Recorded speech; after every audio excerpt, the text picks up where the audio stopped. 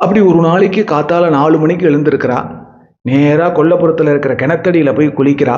கிணத்தடி பக்கத்துல ஒரு மதில் சுவர் இருக்கு. மதில் சுவரை தாண்டிட்டேல்னா அந்த பக்கம் அக்ரஹார தெரு. பொதுவா அப்படிதானே இருக்கும். அப்படி அக்ரஹார தெரு 4:30 மணி தான் ஆறுது.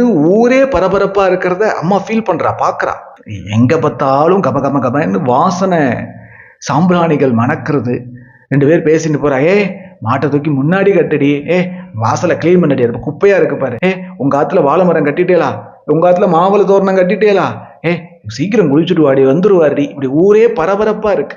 அதுல 2 பேர் பேசிக்கிறா. அது அம்மா காதுல உளருது. என்ன பேசிக்கிறான்னா, சரிம்மா, அவரே வராராம், அந்த சுவாமியே நம்ம ஊருக்கு வராராம், நம்ம ஊரு என்ன பாக்கியம் பண்ணது அப்படின்னு பேசின்னு போறா. 2 பேர் போறா.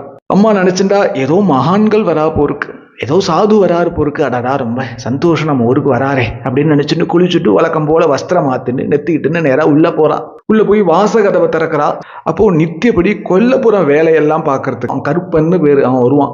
அவன் வரான், கிடுக்கிடுன்னு வரான். அம்மா, இன்னைக்கு நான் சீக்கிரம் வேலையை முடிச்சுட்டு போறேன், ஏதாவது எக்ஸ்ட்ரா வேலை இருந்தா நீங்க நாளைக்கு சொல்லுங்கோ, நான் நாளைக்கு பாக்குறேங்கிறான். ஏன்பா அப்படிங்கிற அம்மா.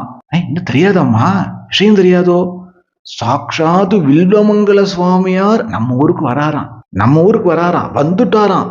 இன்னைக்கு மதியம் ஊர் பெரியவர் இருக்கார் பாருங்கோ, ஊர் தலைவர், அவாத்துலதான் பிக்ஷையாம்.